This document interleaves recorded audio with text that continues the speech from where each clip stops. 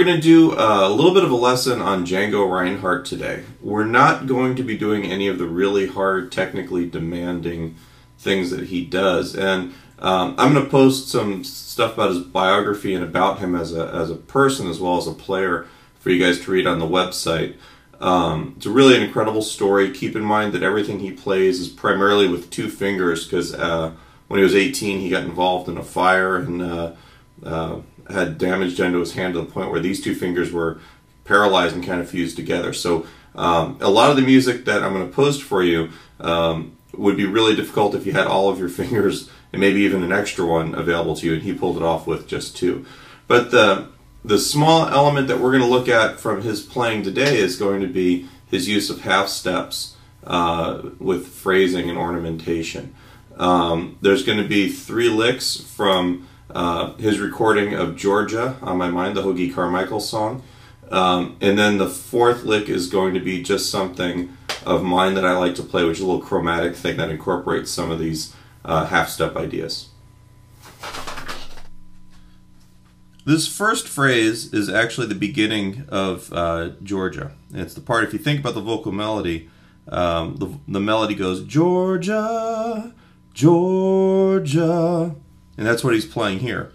If you just play the notes, very straightforward.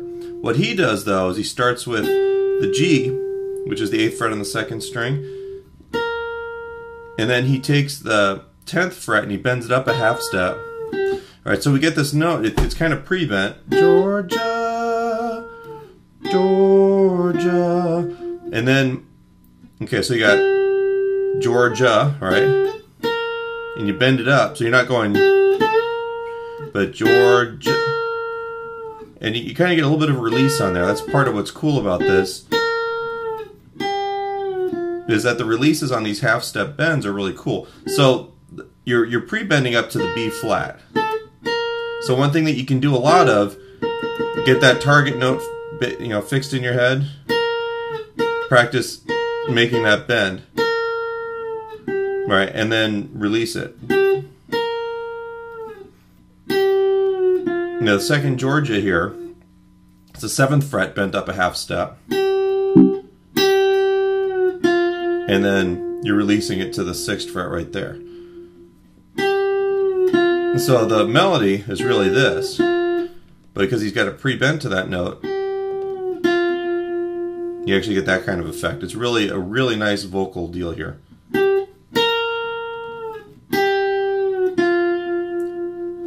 Alright, so that's the first lick right there. Real simple, but it's a really neat way to look at your half-step bends here, where it's not like just going up and down a scale. Example number 2 is from the bridge, and we've got that kind of thing going on.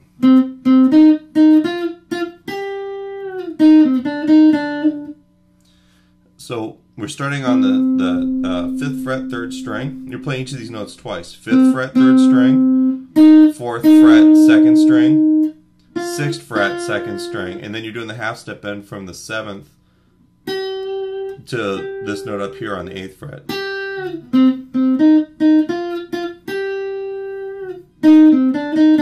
Alright, and then we come back here to this last little phrase where we've got 4th fret on the 2nd string, 5th fret on the 3rd string, and then that 5th fret, and then 3 and 4 in the 2nd string, and then 3.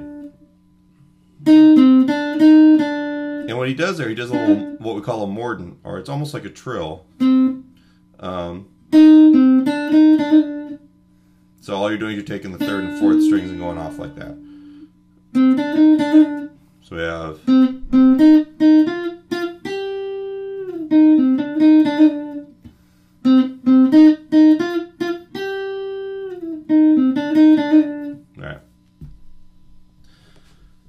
Number 3 is towards the end of the first melody, where we've got and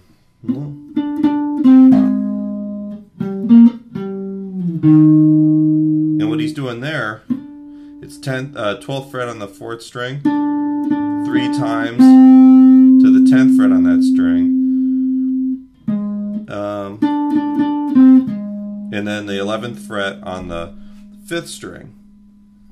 All right, and then 10, he's going to play the target note first on that 5th string, 8 on the 4th string, and then we're going to pre-bend the 9 on the 5th string and release it and go down to the 6th on that string. So you get this, like, the most important part.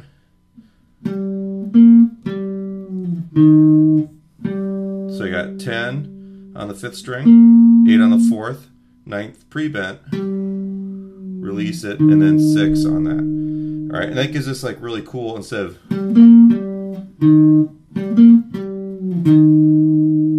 all right, and that's part of the magic of that phrase there.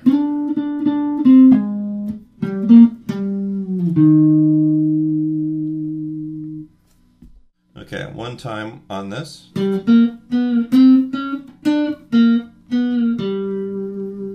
All right, so we've got 5, 3, half step bend to the note on 4, even though from 3, and then 5, 6, whoop, half step bend on 6, 3, half step bend,